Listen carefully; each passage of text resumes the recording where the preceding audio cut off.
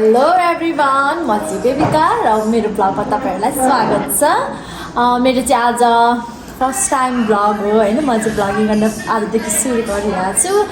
अब कस्तो हुन्छ त्यो थाहा छैन, तपाईँहरूले मलाई फिडब्याक दिनु होला के राम्रो नराम्रो हुन्छ। र मेरो फर्स्ट ब्लग चाहिँ भाइटिका स्पेसल रहेको छ र म चाहिँ तपाईँहरूलाई हामीले कसरी प्रिपेयर गर्दैछौँ, भोलि भाइटिका कसरी सेलिब्रेट गर्छौँ भन्ने चाहिँ सबै देखाउनेछु है त। अब चाहिँ हामी जस्ट के प्रिपरेसन गर्छौँ म तपाईँलाई देखाउँछु है। हामी चाहिँ अब यहाँ प्याकिङ गर्न गइरहेको छौँ। मम्मी हामी के पो प्याकिङ गर्दैछौँ यहाँ? भाइ मसला।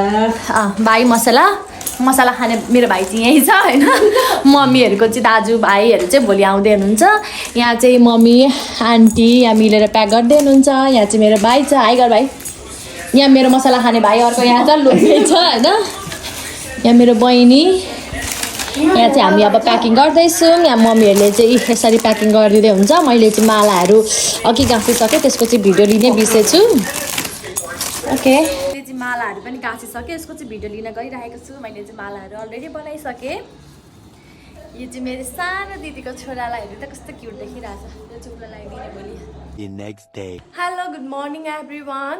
म चाहिँ आज ढिलो उठेँ। अहिले चाहिँ बिहानको 7 बजिसकेको छ। हिजो राति सुत्दा होला चाहिँ 12-1 बजिसकेको थियो नि त।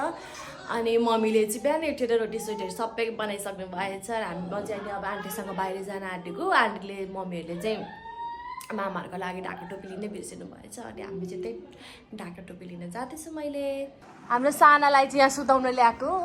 सुत्ने मान्छे हेर्नु न यहाँ बाहुली भएछ। हामी चाहिँ ढाका टोपी लिएर जाँदैछौँ मैले आन्टी र म। बाहिर चाहिँ एकदम रमाइलोसितले भइरहेको रहेछ आज चाहिँ। हामी चाहिँ अहिले बजार आइसक्यौँ।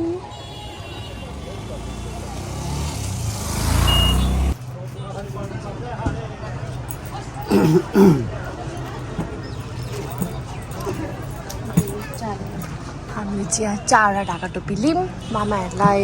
हाम्रो भाइहरूलाई त पर्दैन कि टोपी लगाइदिनु, क्याप लगाइदिने? ल्याउँछु नि ल।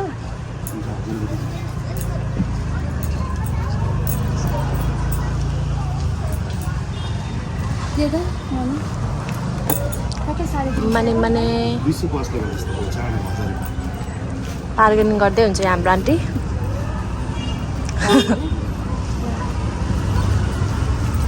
ल आन्टी मक्क पर्नु भयो बल्ल। यहाँ रातभरि सुत्नु भएको थिएन यहाँ ढाका टोपी भएन भन्दै।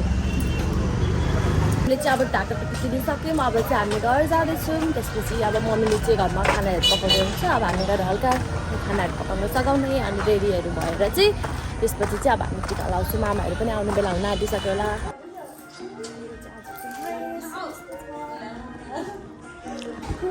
हामी दुईजना चाहिँ ट्विनिङ भएको छौँ, ऊ चाहिँ एक्स्ट्रा भएको छ। देखाउनै पर्छ यो भ्लगमा सबै रिपोर्ट हानिदिनु पर्यो। नो मेरो बेबी तपाईँले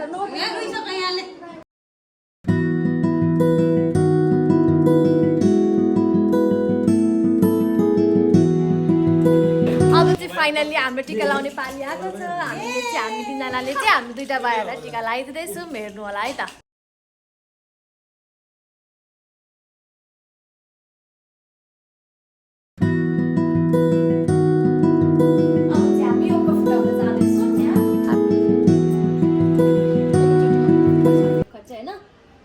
One, two, three, go! Finally, guys. What's the pretty देखेको view?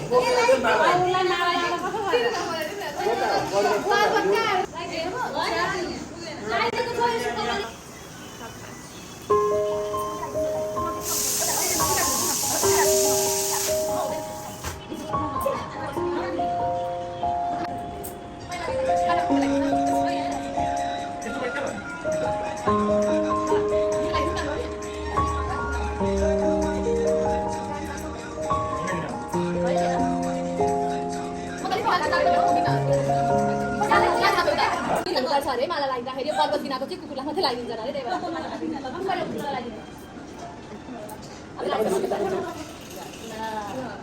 लाग्दै टाउकोमा कुम ढोका कुम ढोकी अनि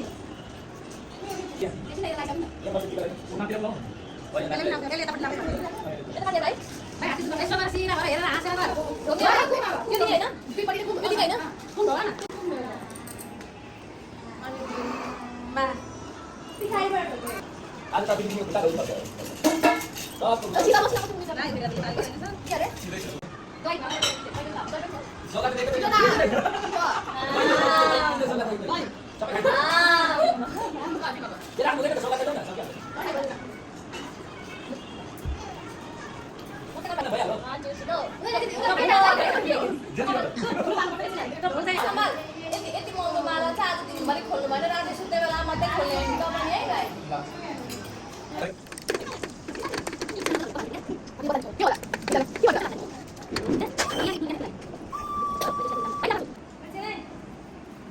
अब चाहिँ पैसा लिने पाएको धन्यवाद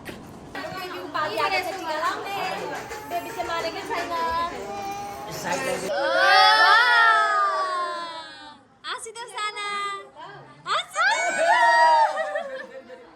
हामी खाने कार्यक्रम सुरु भएको छ हाम्रो यहाँ पूजा बल्ल सक्यो टिका बल्ल सक्यो यहाँ चाहिँ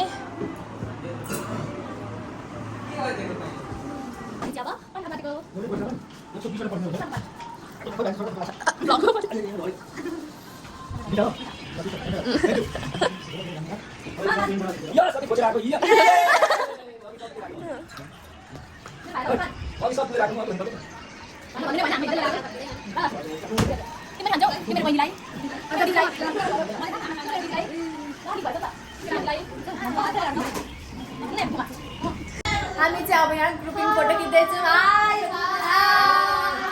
ह्याप्पी तिहार अब चाहिँ हामीले टिकाहरू पनि लगाइसक्यौँ होइन अनि अब चाहिँ मामाहरू फर्किन लाग्नु भएको छ अब चाहिँ हाम्रो लगभग आजको डे चाहिँ यस्तै रह्यो बाई बाई